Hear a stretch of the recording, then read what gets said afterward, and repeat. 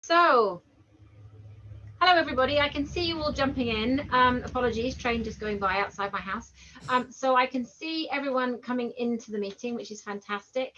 And it's great to have you joining us. There'll be about 100, maybe 120 of us in the Zoom today. So I'm keeping an eye on the numbers as they creep up. It takes a while for everybody to jump in, and a few people may be a little late while they finish their lunch or a teaching or whatever. But welcome to the Music Mark webinar, which this Music Mark webinar will provide an update on the music service printed music license, together with plenty of time for question and answers. My name is Bridget White and I'm the CEO of Music Mark. My team, Rachel and Rosie and Lucy, are also here. You won't see them unless something goes wrong, but they are here in the wings helping to support this session. If you have any problems or you have any questions, then please do throw those into the chat. We'll talk about the chat in a second. Let's keep going. And I am delighted to have Vicky and Abby, Vicky Smith and Abby Demore from the PMLL, which is the Printed Music License Limited, to present the session. But before they do, I thought I would quickly give you some tips for getting involved in this webinar whilst we wait for the few stragglers to join us. So just to remind you, in case you're not familiar with Zoom, although I expect most of you are by now, and you may well have also attended a Music Mark webinar before, but just to remind you, please use the chat function to say hello. So if you want to write anything in the chat, you can say hi, you can say who you are, where you're zooming in from, and add any thoughts or links you want to share with those in the Zoom in the chat. Please do use that chat function as a way of sharing your knowledge and expertise. You will have some of your own, I'm sure, to share.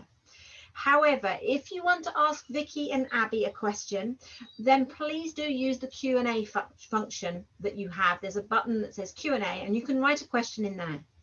To avoid the question being asked, I can confirm that a recording of this session will be made available on our website, hopefully by the end of the week once we've captioned it, and we'll also share any links and resources Vicky and Abby mention.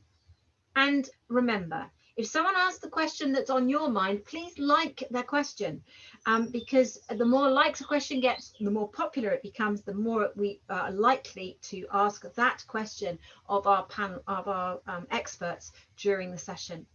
I'm really hopeful that we'll actually get through the majority of the questions in the time we have, but if we don't, we'll try and get answers to them, to those that we don't, and post them up with the recording in due course. We're hopeful that the tech will work and that we won't sort of fall off off Zoom. But if something does go wrong, obviously we will get us all back online as quickly as possible and we'll fix it. If you've got a problem at your end, we will obviously you can just rejoin us when you're ready. But we're delighted. We'll hopefully have the good tech this afternoon. I'm sending out good vibes for the Wi-Fi to work really well everywhere and your broadband to be fast enough for us. If you're a tweeter, if you use Twitter, please do tag us. We're at Music Mark UK, and perhaps use the Can Do Music hashtag as well, which is our campaign to ensure that music is within the heart of schooling as children continue to learn at home or in smaller classrooms, and obviously when they return to school on the 8th of March. But now let's get to it. I'd like to welcome Vicky and Abby to run this webinar.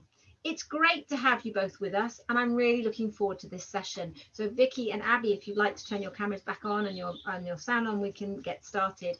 I'm going to pop back in, back on the screen to help with the Q&A, which we'll do in two sections. So Vicky's going to speak first, and Abby and I will head off, and then we'll go to a Q&A for what Vicky's been saying. We'll then hand over to Abby at around 3-ish. Abby will give her presentation, and then Vicky and I will pop back in, and we'll continue with the Q&A that you've put in. So please chuck a question in as soon as you have it, and we will keep an eye on those. But for now, Vicky, over to you. Thank you. Thanks, Bridget. So hi, I'm Vicky. I'm the General Manager of Printed Music Licensing Limited. So I'm just going to do a short presentation today about the school's printed music license and the music service license.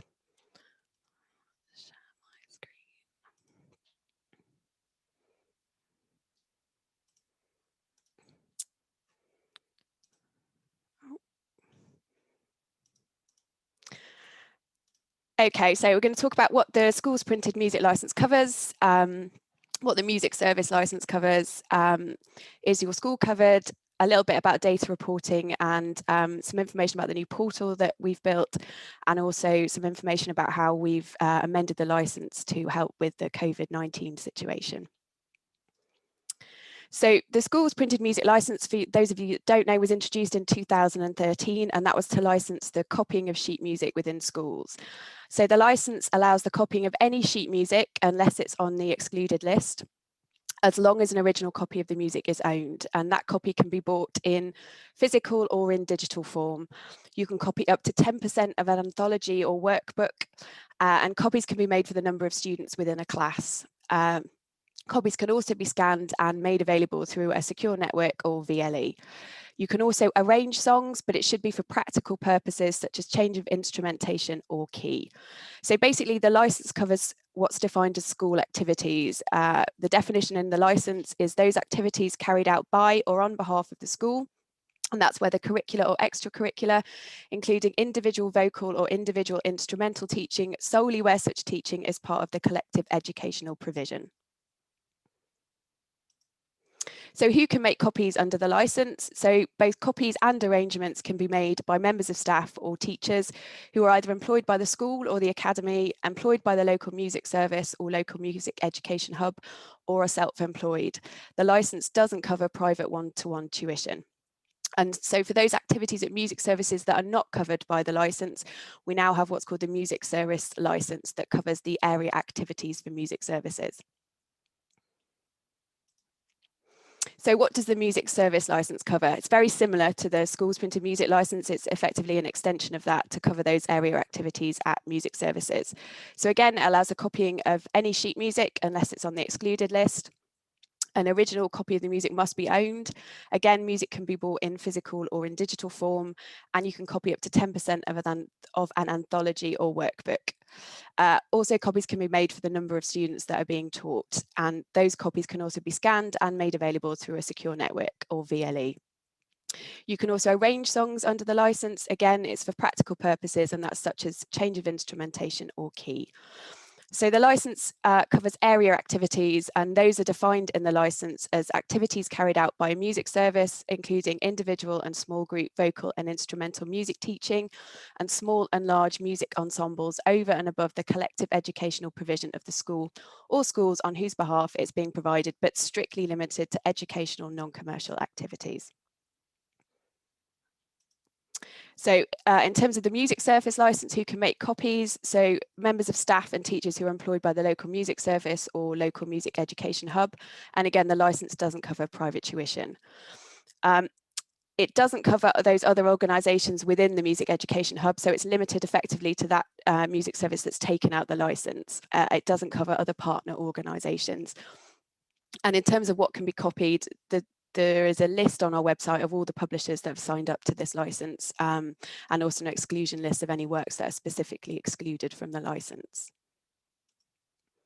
So in terms of the school's printed music licence, we have central deals with government. So in England, all schools are covered, all schools and academies are covered for the licence, and that's the same in Scotland and in Northern Ireland. In Wales, there's no central agreement, so schools are either licensed on a school-by-school basis or through their local authority. And independent schools are also licensed individually. Prior to the 31st of March, they were licensed through an organisation called IAPS, which is the Independent Association of Prep Schools. But from the 1st of April, we're changing the way that we operate, and an organisation called CEFM, who are the Centre for Education and Finance Management, will be licensing not only schools and local authorities in Wales, but also independent schools.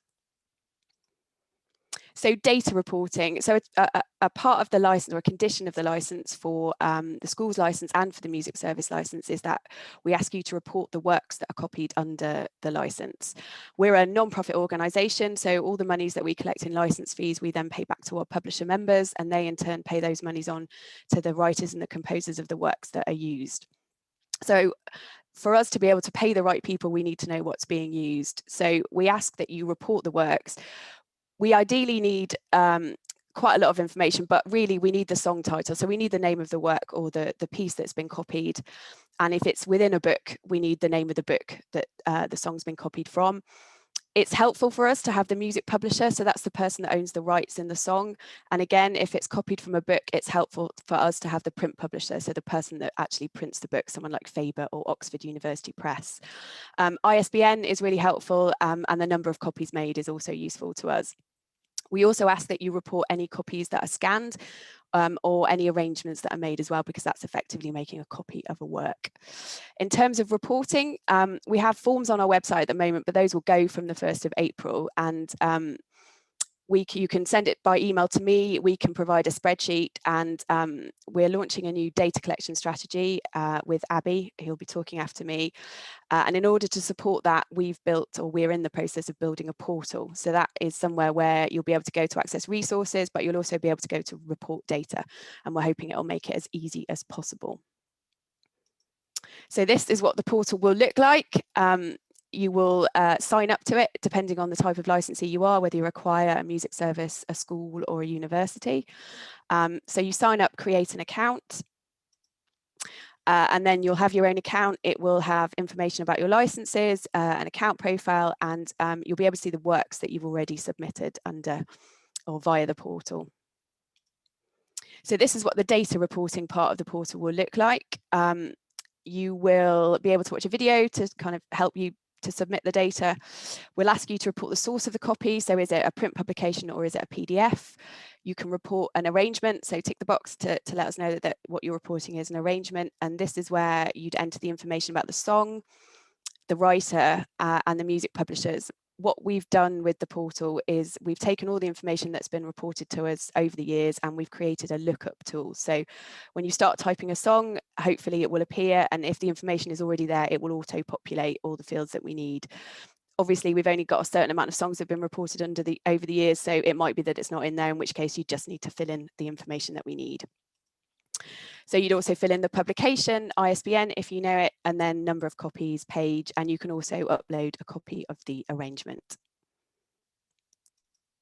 So finally, just to talk about COVID-19 and license changes. So in March last year, the PML board, trying to support teachers, obviously in the situation, extended the terms of the license to try and help with remote teaching, which means that you can email a copy of sheet music to students or parents, and you can also share copies of sheet music via things like Google Drive or Dropbox.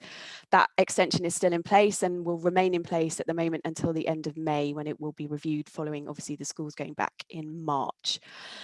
If you're sharing music in that way, we just ask that you report to us, again, in terms of data, what you're sharing, so that, again, we can pay the right people whose works are being used.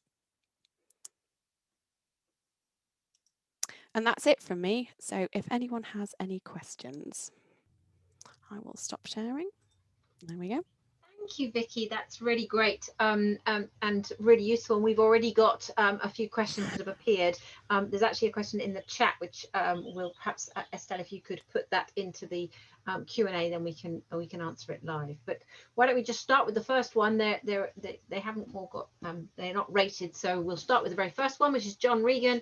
John's asking, do we need to declare music bought digitally? And then in brackets he's put on J.W.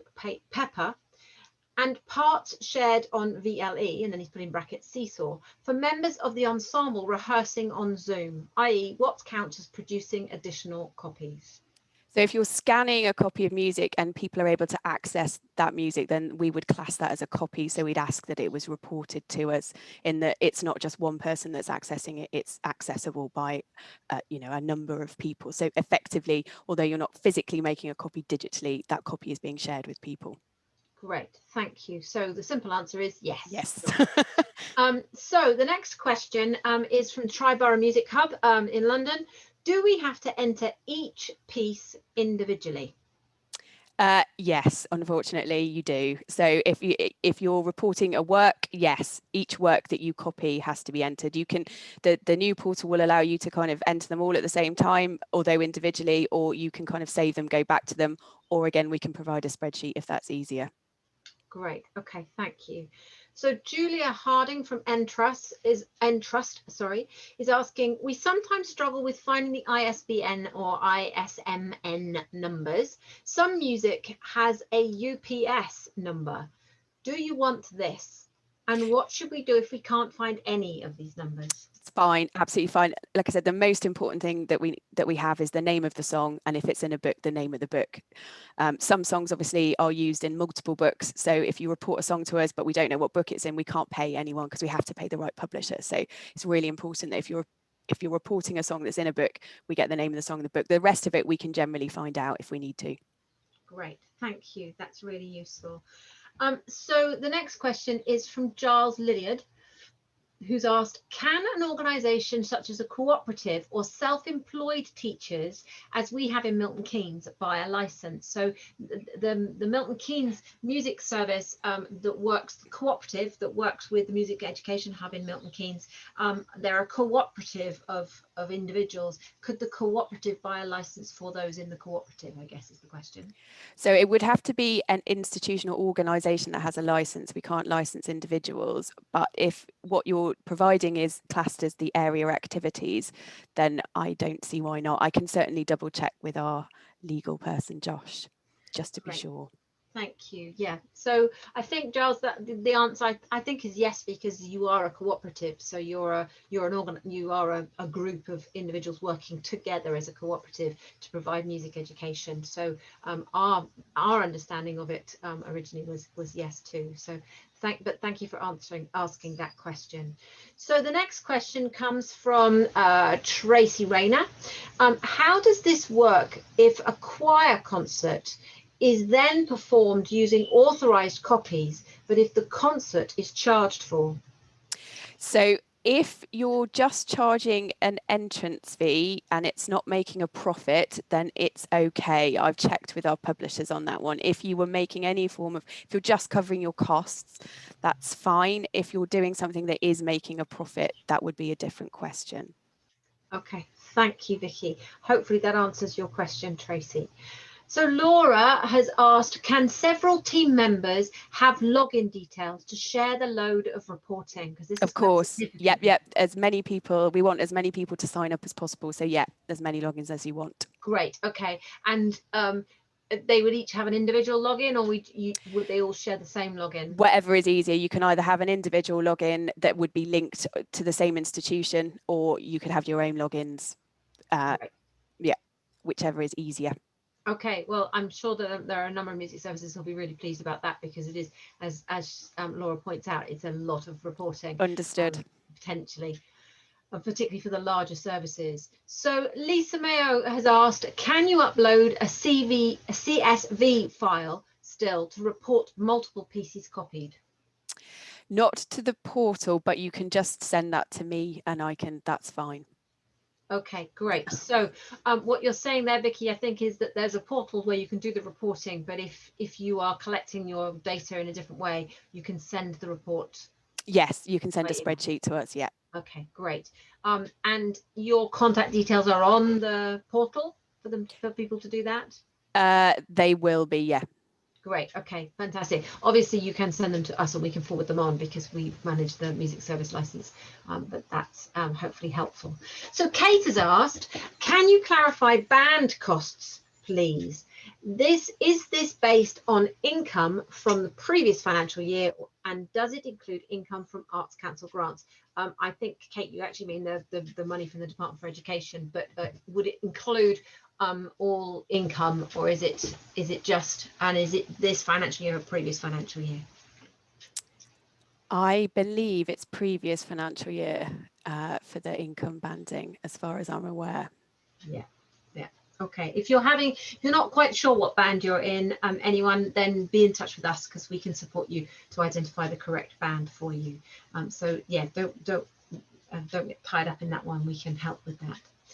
So John Kilshaw has asked, if you put a copy of music on Dropbox and multiple pupils are accessing it, does that count as one copy, or do we need to say how many pupils are accessing it?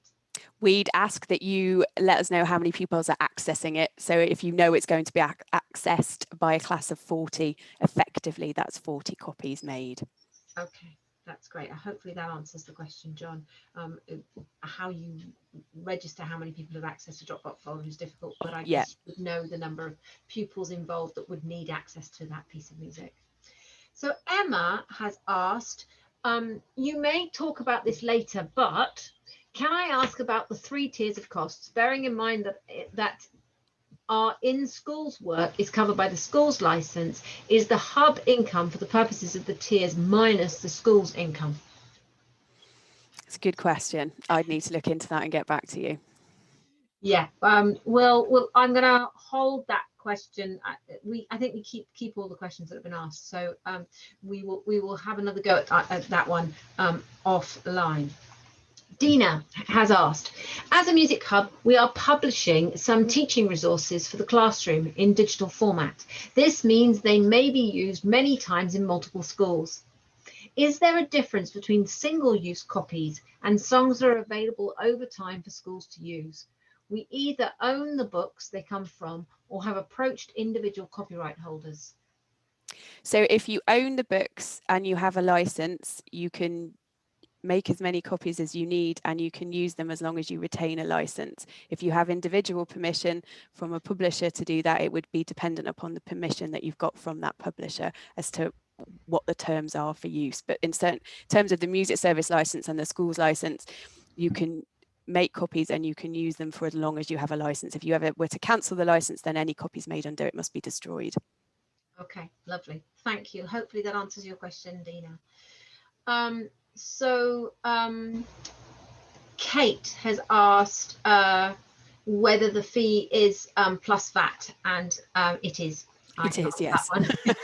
I can answer that one. Yes, it is. And we've had a whole big thing about VAT. VAT is this is one of the things that I don't understand very well. If you're not very good at budgets, guys, and you'd like to know a little bit more, we have a training session on that next month. So please do join us for that one if you'd like to talk budgets and finance and VAT. Amanda has asked, if an arrangement has been made from memory, not from a purchased arrangement, does this need reporting? If you're writing it down, I've had this conversation and it's been debated recently. If you're making an arrangement and you're writing it on a piece of paper, effectively by doing that, you're making a copy. If the arrangement is in your head and you're arranging it and nothing is written down, then no, you haven't made a copy of anything. Okay, so if it's a folk song that's in the oral tradition, then that's no. But if it's the latest one by Ed Sheeran that you can write down because you have perfect pitch. Yes. I was never very good at the audio or the oral notation thing, or your Mozart and you're writing down what's the piece? It's Spenimalium, isn't it, that he wrote down, or something? No, the Allegri Miserere that he wrote down, having heard it once apparently. So Mozart would have had to pay. I put it down because it's the Miserere is somebody else's piece. Okay, yes. Great. So hopefully that answers your question, Amanda. And then finally, and then we can go on to Abby, and then please keep thinking of the questions. But finally, Laura has asked, does this cover tutors sharing screens during live / pre-recorded lessons? So sharing screens of printed music during a live session? Yes, because if you're making a copy, so you're sharing a screen, which is a copy of the music for a lesson. So it would cover you to do that, yes. Okay, it covers it, and it needs to be reported, I think is the simple answer to that one. Yes. So if I were to put up a piece of sheet music just now for us all to look at, it would need to go on my return. Yes. Perfect. Thank you. That's really useful. Oh, one more's just jumped in. I'll do that one and then we'll go to Abby, but keep them coming and we'll answer them after Abby's. So the last question from Rebecca for now. Obviously just for now. This may have been answered, but we run a music library and charge a small fee for the music hired. Some local ensembles hire music from us and copy the music. Does the music license cover these copies? No, neither the schools nor the music service license cover the hire of music. It's just because you have to own an original. So if you were to hire some music from a library and make copies of that, that wouldn't be covered under our license. Okay, so there's two sides to that, isn't there? So if a music service hires music from Westminster Music Library or the music library down in Surrey, they would, the copying of the score or the parts of that would not be covered. No. And if you own a library and you hire music out, the ensembles cannot photocopy and it can be covered by the license. Not under our license, no. Fantastic. Thank you very much. And you did point out a little earlier, Vicky, that there are a number of different licenses currently available. And I noted in the PowerPoint the choir, the amateur choir license is there. And there's also the schools and the music service. Are there any other kinds of licenses that people should be aware of? We launched in August last year, which was not the best time to launch license, a license for universities. So for those students studying on a specific music course within a university, that's quite a broad license because of the way that music is taught at HE. Fantastic, great. So useful for colleagues to know if you're working with HE, higher education, and you want to talk to them and let them know about this license, their license. So I'm going to hand over to Abby. I can see there's one more question in the chat, but in the Q&A, but we'll get to that one later. But Abby, it's lovely to have you here too, and thank you, Vicky, for your part. Now over to Abby for your presentation, and I'll drop back in when you've finished. Thanks, Bridget, and hi everyone. It's so lovely to see your names. I can't see your faces, but I see lots of familiar names in this call. So great to have you with us today. So yes, I mean, many of you know me, but I'm Abby de Moray. I'm an independent music education consultant. I work across various different organisations, and I'm really fortunate to do lots of work with hubs. So I know many of you well. I have been contracted by the Printed Music Licensing Limited company to take over the data collection for the school's printed music licence, as you've just heard about. This has previously been done by the Copyright Licensing Agency, it has been for the last 5 years.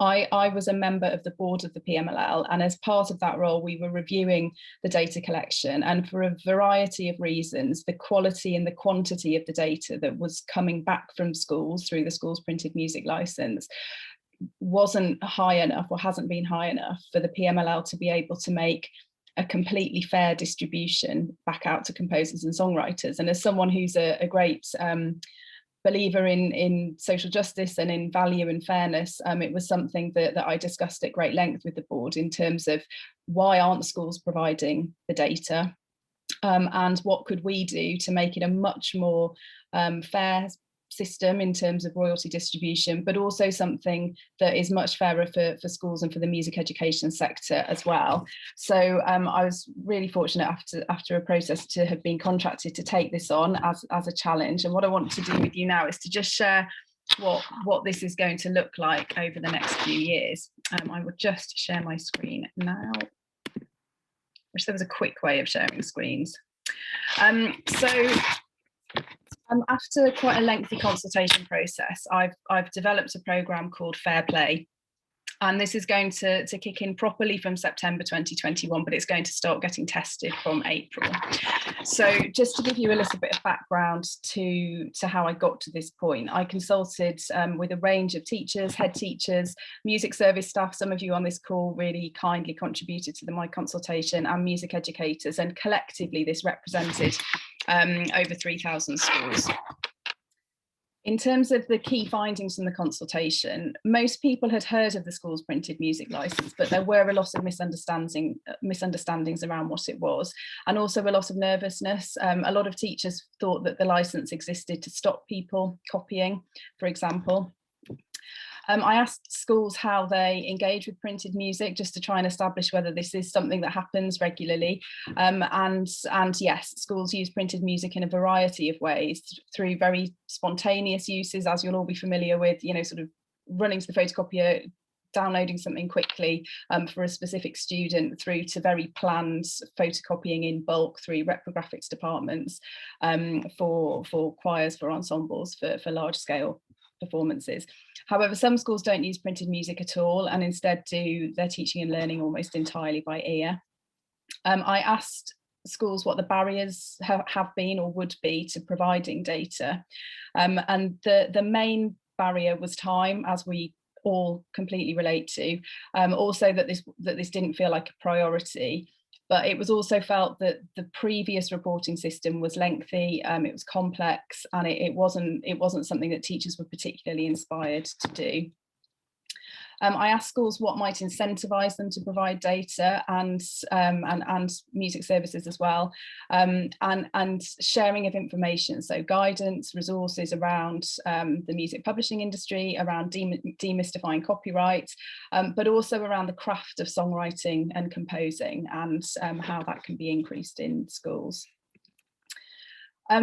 It was really appealing to people, which is really encouraging, that actually just the sort of the social value aspect behind this was also something that would encourage schools to get involved in a more involved data collection programme. So schools being able to understand the role that they play in the music ecology, and for students to understand that as well. So when music is used in schools, if the reporting system works correctly, it means that the right composer and the right songwriter gets paid, and that in itself is something that is of appeal. I mean, I'm sure it's of appeal to all of us. You know, we want to make sure that this is a fair system, and we want to make sure that when young people are going into that system, that they know what is potentially their right. And finally, there was an unexpected outcome, which was a real interest in the data itself. So this data has been being collected for many years in terms of what music schools are using in terms of printed music. But that data isn't something that's been able to be shared up until this point. There's a real interest from schools and from music education organisations to actually learn more about the data itself. So to learn more about what schools are using in terms of printed music, what's happening regionally, does it vary between primary and secondary schools? Potentially over time we could build up quite a significant data set around the content of music that's being used, and that would help us as music educators to be able to really identify where the gaps are and how representative the musical content that's being used in schools is. So in terms of the aims of the programme, the strategic aims that I've developed for this programme that will start in September, firstly, it's to increase the quality and the quantity of the data. We want to move towards a system where we can move towards a 100% distribution system based on what data is actually being used. So there are various measures in place to enable that to happen. Secondly, to increase the amount and the diversity of printed music being used in schools. There was a sense from teachers that actually if they really understood what they could do, it would actually encourage them to do more of it. Some teachers felt quite restricted by what they could or couldn't do, and just by having a simple conversation with me about it, it made them realise that actually there is a lot that they can do with printed music, and hopefully this programme might encourage schools to use music more than they do at the moment.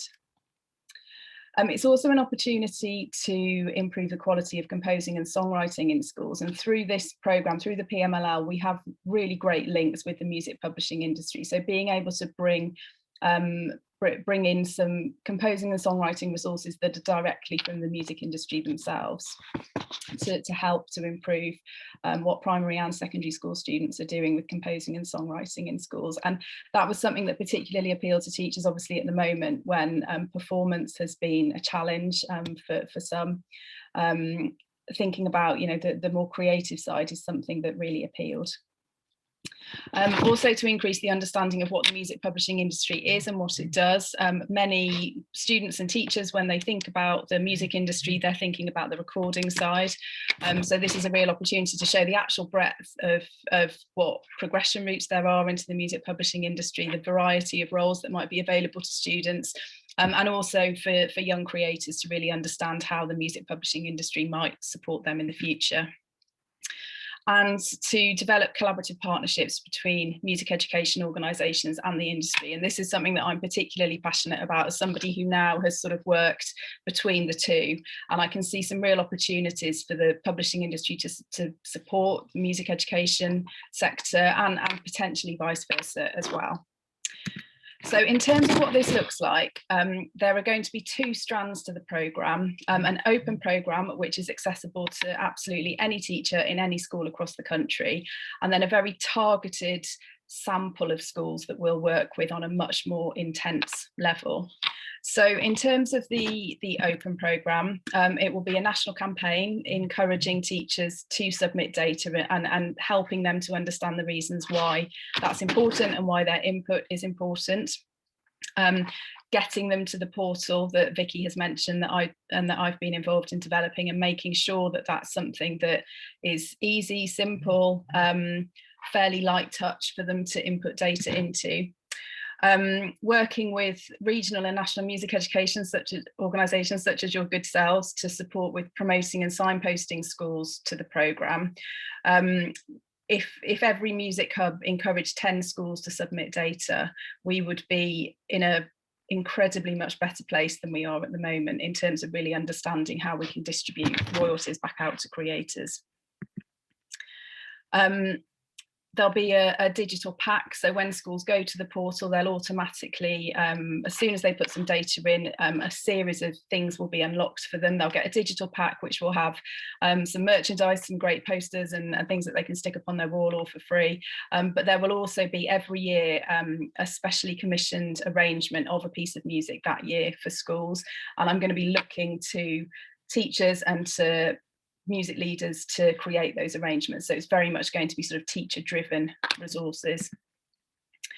And then they'll also have access to a resource bank. So once you get to the portal, there will be various resources available, and there'll be a new set of resources available every year. So it will be a combination of advice and guidance. So there'll be stuff around demystifying copyright, there'll be stuff about careers and progression routes for young people. But then there'll also be teacher created resources, and I'm going to be developing a pool of teachers who I'll work with to put this together, around songwriting and also profiling diverse composers and songwriters, so that every year we have some curriculum linked resources that are sort of really targeting composers and songwriters who might not be being profiled in schools at the moment. And this will be an annual cycle. So if a school puts some data in during the course of an academic year, when it gets to the next academic year and they put more data in, they'll have another series of resources unlocked. But what we're hoping is that we build a real community of teachers regularly doing this around the programme.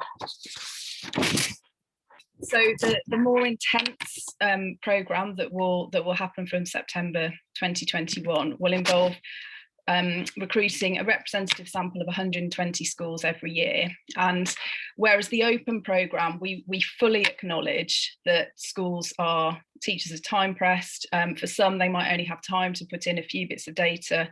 For others, they might be able to put in more. They might be able to do it regularly. It might just be once in a year. So the open programme, we acknowledge, won't get sort of 100% data from those schools. It will probably be more around the sort of 50 to 60% mark of what they're actually doing. Whereas on the Fair Play Schools programme, we will be working with a smaller sample of schools to make sure that we get 100% of everything that's happening in that department. And I'll be building a team of coordinators who've got knowledge and expertise in music education to work with schools to support them with providing that data. So because this is a more intense sample, alongside it, we're going to provide a much more intense programme as a thank you to these schools who are going to be involved. And again, this will be co-created with teachers and with composers and songwriters, and it will involve a webinar series for primary schools and secondary schools that will be about real world learning. It will be about setting tasks from composers and songwriters, having access to experts in the music publishing industry, and it will really be targeted at the different age groups. And we hope that through that we get a real kind of engagement with those 120 schools that we work with every year. So in terms of how you might get involved once this gets going, it's a 3-year programme initially, so there's time for us to start to build this together. This is new, it's quite exciting, and I'm really hoping to be able to work with many of you on this. The things that you can do are to, when this comes out, you'll have a pack of materials from me to be able to promote to your schools and to make sure that schools in your area know about what's available to them for free, and encourage them to submit data in this way. If you're a music service license holder, you'll be able to access all of the resources as well. So you will have access to the digital pack, to the schools arrangement, to all of the teacher created resources that are put together. And also every year I will be looking for schools for the Fair Play Schools programme. So you may have schools in your region who you feel would really benefit, or young people in schools who you feel would be great for their school to be involved. So we'll be we'll be building a recruitment process for those for those schools. And in time, potentially, when we build data, I'll be able to share back with you data about the music that schools are using in their region. I won't be able, it will obviously not be personalised to the schools, but we'll be able to give you a very sort of broad overview of the sorts of music that is happening. So that's the programme. It's the next stages are over the next term. I'm going to be building a team. I'm going to be putting together my teacher lab, who are going to help me create all of the resources, and then you'll hear more about this as we get towards a launch a little bit further on in the year. But I'll be delighted to answer your questions and happy to talk about this further. Thanks, Bridget.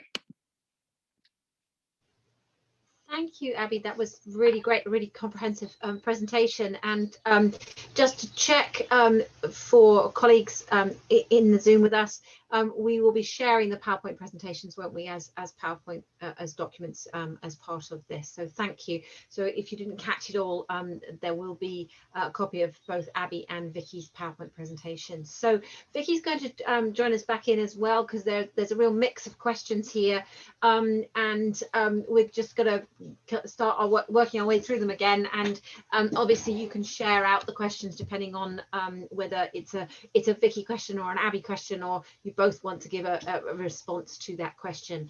So Sue Bishop has asked, if an arrangement has been made from memory, this is going back to a question we were having earlier, if arrangement has been made from memory, do we just fill in the name of the song and the original composer, as there won't be publisher details? Yes, that's fine. We can find out any of the details. Thank you. Perfect. So going on to the next question, Sarah says, as a music service, we run a choir for the local authority employees. Would this group be covered under the license?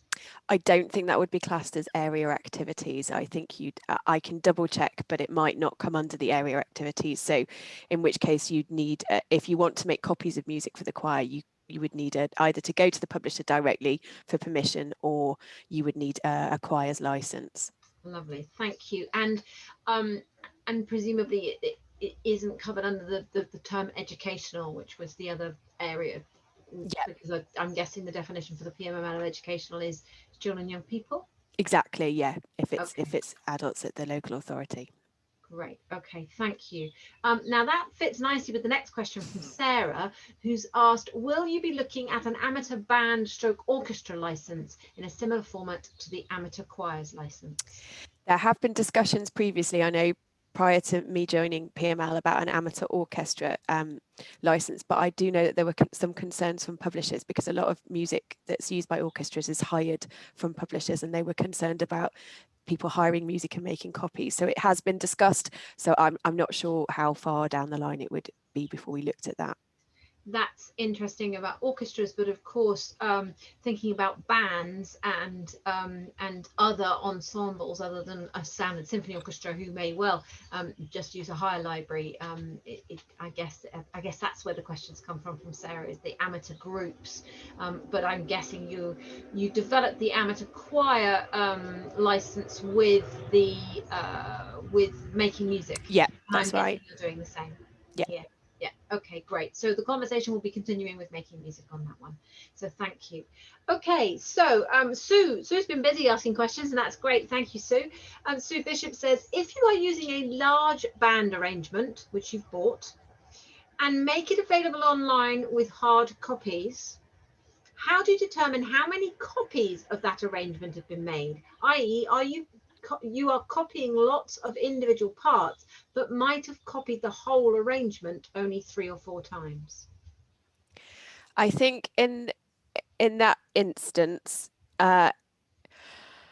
you have, I mean, with an arrangement, it's less important to us to know how many copies of that arrangement have been made as to just get the reporting of the arrangement that arrangement has been used. In terms of number of copies, we ask you to do that because it's something that the board have looked at previously in terms of distribution. Would we do a distribution based on number of copies? It's not essential to us. Ultimately, what we need to know is what work have you used, and that's the most important thing, because then we can make sure that the work, the publisher and the writer and the composer of that work is fairly paid. Great. Thank you. Thank you. So the most important thing, as always, is the details of what the piece is, who wrote it, and ideally who published it. Yes. The number of copies is extremely valuable information, but isn't as vital as those first three. Yeah, I wouldn't want it to put people off from reporting the work if they weren't sure how many copies they'd made of it. I'd rather we just had, you know, a record of the work being used. Great, thank you. So Emma's asked an interesting question. Does the license start when we sign up, or does it run from April to March on the Music Mart website? And can we sign up before April? Technically, the license runs from the 1st of April to the 31st of March, but you know, if you signed up early, that's fine. We don't mind as Great. much. So sign up now to run until March 31st, 2022. So that's great. Thank you, everyone. That's useful. So that one we've done. Next one is from Rob. Rob's asking, are works that are in the public domain outside the scope of this license, those available on the IMSLP, for example? It depends is the answer. So if you're using a public domain work that is wholly in the public domain, then you can use that. That's copyright free. If you're using a public domain, sometimes publishers take public domain works and make a new arrangement of them and put them in a book, in which case that arrangement of that public domain work is in copyright. So if it's the original public domain work and it's out of copyright, you're absolutely fine to do what you want with it. But if that public domain work has been taken by, let's say, Faber, an arrangement has been made of it and put into a Faber book, that arrangement of that public domain work is now in copyright and is owned by Faber. I hope that makes sense. Yes, I think it makes sense to me, so I'm hoping it makes sense to Rob. Yeah, okay, lovely, thank you.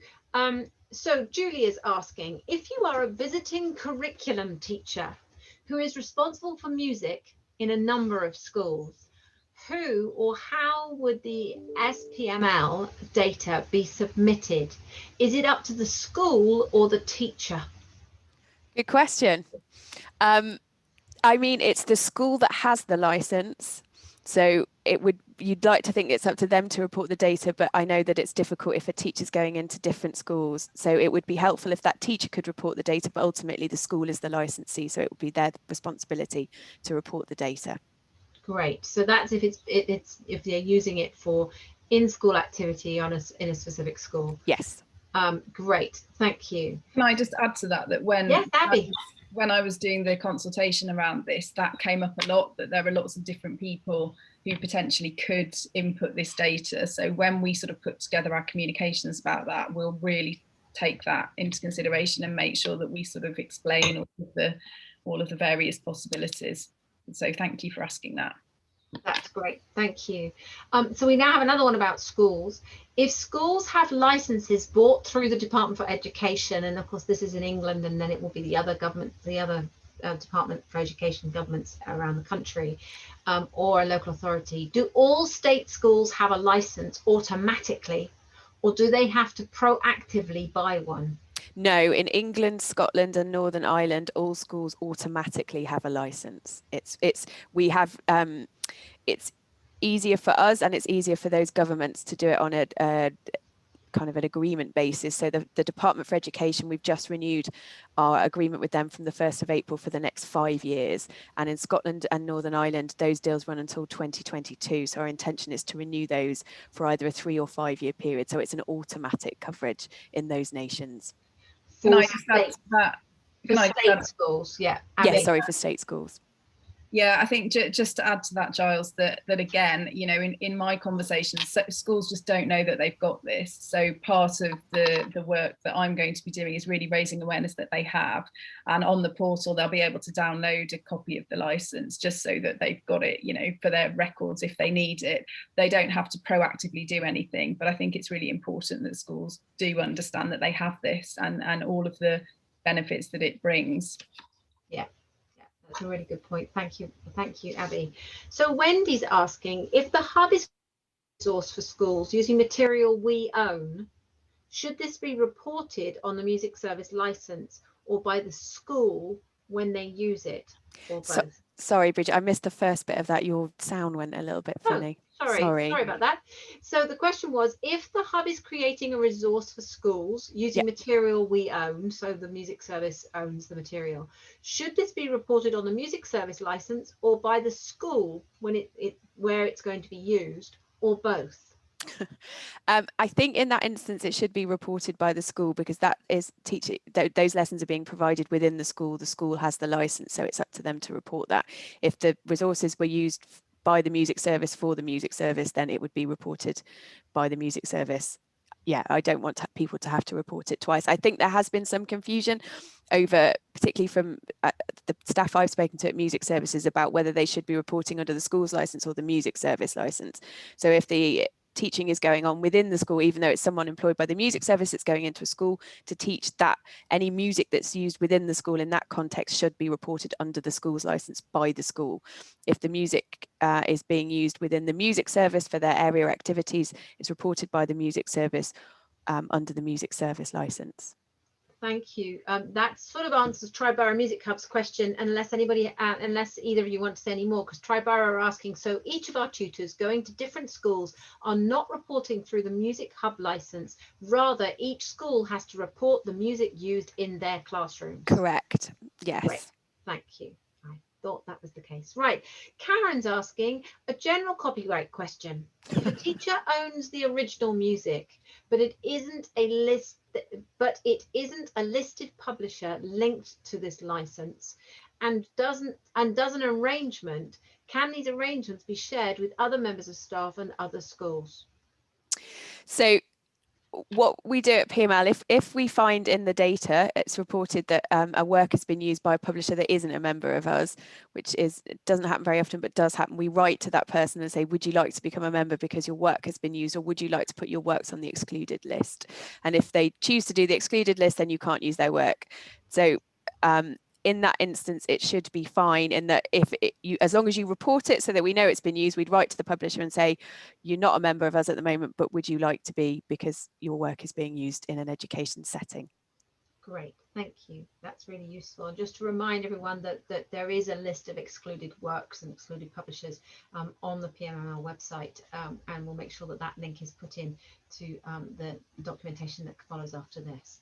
So Simon's asking, is it the case the license, music service license, or the school's printed music license isn't meant to lead to instrumental pupils not having to buy a tutor book?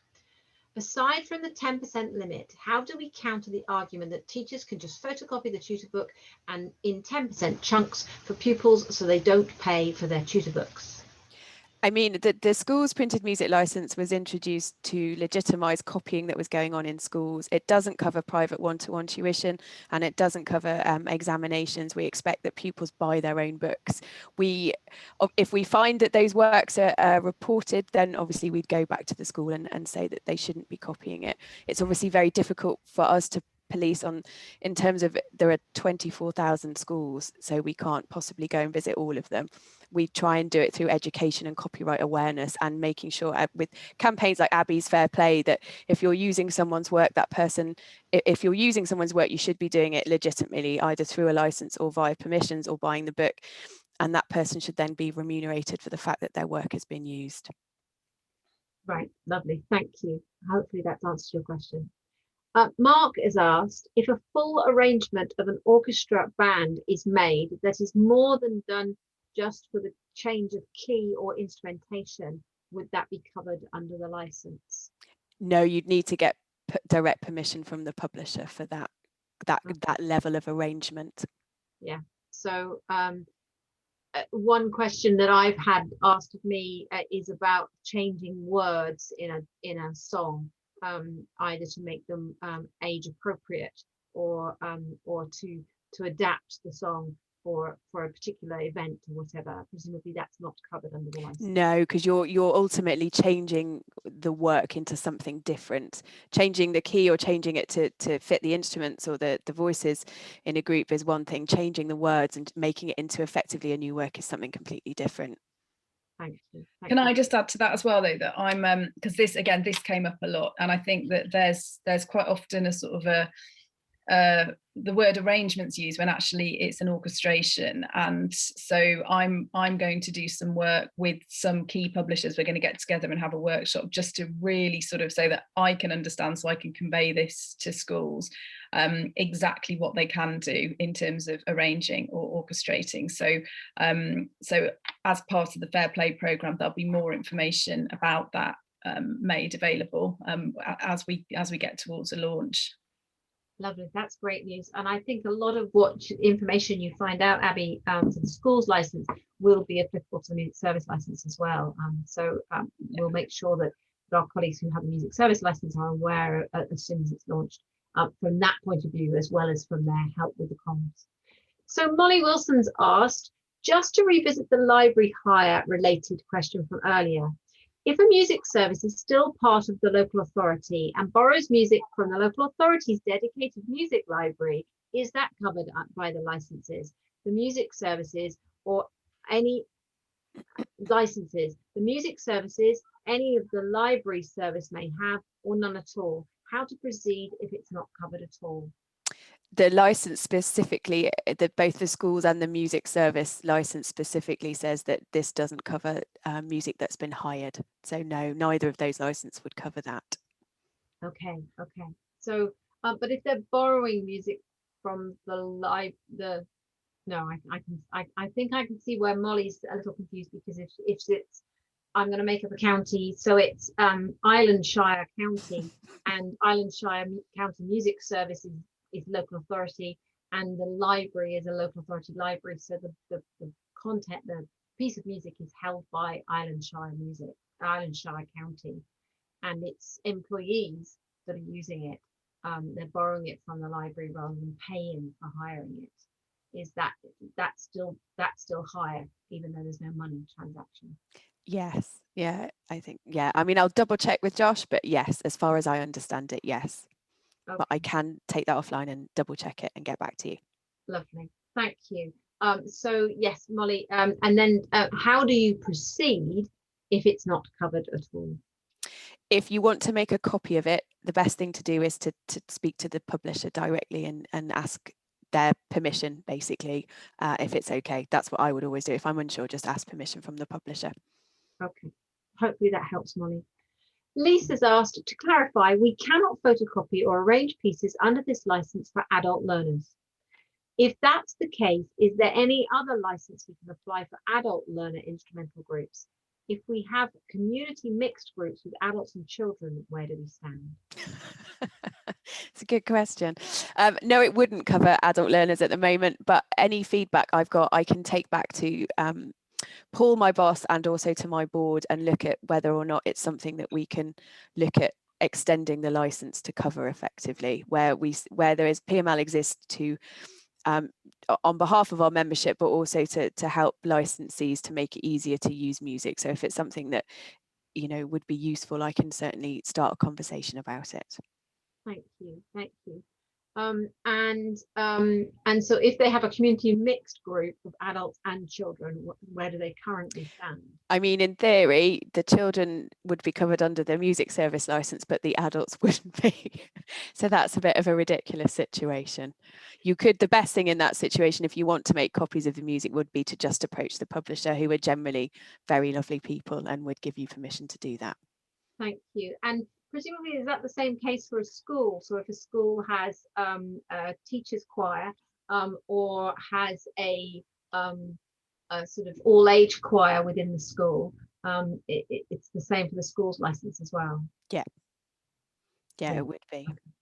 Okay, thank you. So Stephanie's asking, if we're an English school covered by the national license, how do we log into the portal to record what we are using? The sorry, Vicky. The portal's not available yet, and that's all part of what's going to be coming soon. So as soon as that's made available, you will all know about it through various different channels, and it will just simply be a case of a school creating an ID, and then they can submit data and receive the benefits. Right. Yeah, it's due to be launched hopefully on the 1st of April, and in line with that, we're just redesigning our website. So there'll be lots of information on our website about different licenses, but also there'll be numerous places in the website for you to get to the portal, basically. There'll be a login from the website straight to the portal. Great, thank you. So Andy Straw is asking, so can a copy be used for an exam or not? Not under our license, no, it excludes examinations. Okay. I think there are some in the Code of Fair Practice, the MPA Code of Fair Practice. I think there are, if something to do with if you can't get the book in time for an examination, you could make a copy. There are certain exceptions you can, but certainly the licenses don't cover examinations. The student and the tutor should have their own copies of the music. Great, thank you. I'm aware of time, and we've pretty much run out of time. It's now 3:30, and we said we would run to 3:30. There are just 4 more questions in the Q&A, so I'm going to ask them and see if we can get some quick answers for people. But I realise that some people may have to leave and head off and pick up children, or to do to teach or whatever. But so it's thank you so much to everybody who's been able to stay with us and to listen in. If you have to go with this, the recording will continue to record until we finish, and we will be sharing that afterwards, and we will also check that we haven't not covered a question. As you see what I mean, that's double negative, but you get my meaning. So just very quickly, we're going to Tracy, who's asking, we're running a teachers choir for their CPD. It is to skill them up so they can be more effective in school. I guess we're not in luck, even if it's for teachers. Sorry, not to be clear. So they just want to check that the teachers choir isn't covered. No, it wouldn't be classed as collective educational provision, although they could get an amateur choir license for that activity. Good point. Fantastic. Thank you. How do they find out about where do they find the amateur choir license? All on our website. All the information about it is on our website. Fantastic. Thank you. So Julia asks, at the moment, some of our groups include adults. This has been especially important for their mental health at this time. Actually, that's not a question, but there's a couple of people who said there's been quite a lot of adult participation in their work. Yeah. So I think this might be one to take back. And absolutely, I shall do. Yeah. That's great. Thank you. Then two more short ones. Do we still need to put stock sentence from the PMML on each copy a scan we make? It doesn't necessarily, if it's a scan, need to go on the scan, but if there can be something on the file, that says, I understand by, using the music within this folder that are the terms and conditions of the license. It's just to ensure that people understand the terms and conditions of the license. That's all. Thank you. That's really useful. And then the last question from Jess is, oh no, it's not a question. She's also saying yes, please, to the adult learners. So so that's very clear message coming through, that we've got a lot of people who are working with adults as well, and obviously there's the question of when someone becomes an adult as well, which I guess is something we need to think about. But thank you so much for your time today, Vicky and Abby. It's been really, really useful. There's lots of great comments going in the chat about how useful it's been, and they're really, really informative, and they're really finding it helpful. So I'm afraid that is all the time we have just now. And actually, I need to rush off to prepare to join colleagues from across the country in a conference about music technology, which starts at 4 o'clock, being run by an organisation called Technology and Music Education. That event and lots of other exciting opportunities to learn, network and discuss music education are on our website. So please, everybody, do take a look and perhaps book to join us at one of our events or our member organisations events. There's some great stuff going on from our members, such as Sound Connections and, as I said, Time, running these conferences on music technology. So please do take a look at that. If you want to know more about the Music Service printed music license, then there's details on our website, and there's also the PMML website. So please do take a look there. But finally, just thank you so much again, Abby and Vicky. It's been great to have you both with us. And thanks to the Music Mark team, who behind the scenes have been keeping everything going. And we will see you again soon, I'm sure, for another one of these, because they're so useful. And perhaps we can do one for schools once the schools new portal is up and shiny and brand new. Yeah, absolutely. We have many schools in our membership, so we can let them all know about it, which would be great. So thank you so much. Thank you everyone who's still with us. Please stay safe, stay well, and have a good rest of the day. Remember, it's Wednesday, so we're nearly at the weekend. So thanks so much, everyone. Goodbye. Thanks. Bye. Bye.